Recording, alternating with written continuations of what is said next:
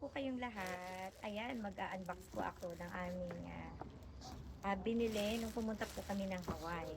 So, actually, mura lang po ang tax doon. Kaya, maraming nagsha-shopping. Lalo na kung sa duty free ka bibili. Ayan. As may points na pwedeng mabawasan yung inyong babayaran. So, ito po ang una namin nabili. Napakaganda. No wonder po talaga nila yung Hawaii is always in the bucket list.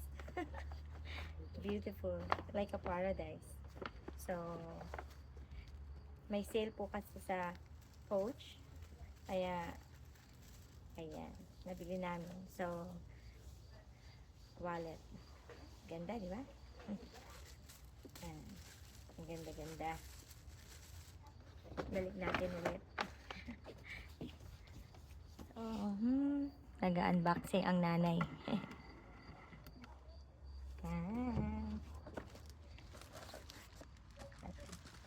At saka ito po, yan, gift ng aking anak sa kanyang sarili. Pa-birthday daw niya.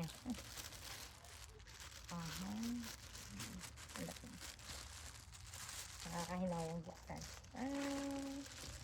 Feel na natin. Yan. Yan po. Ayan.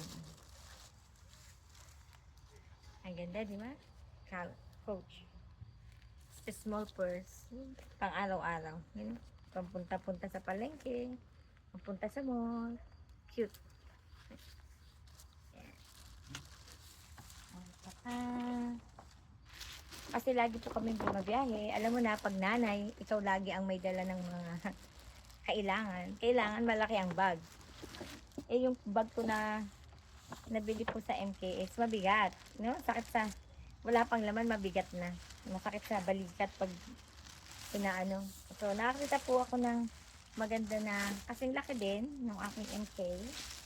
Pang travel. Kasi, kaya nga, dala-dalawa ang trabaho ko para makapag-travel. Ayan o, diba? Ganda. Ayan. Tapos, pwede mo siyang i-ano, kasi malambot siya. Napapaliit din. Diba? Ang ganda-ganda. Ayan lang po ang aking unboxing.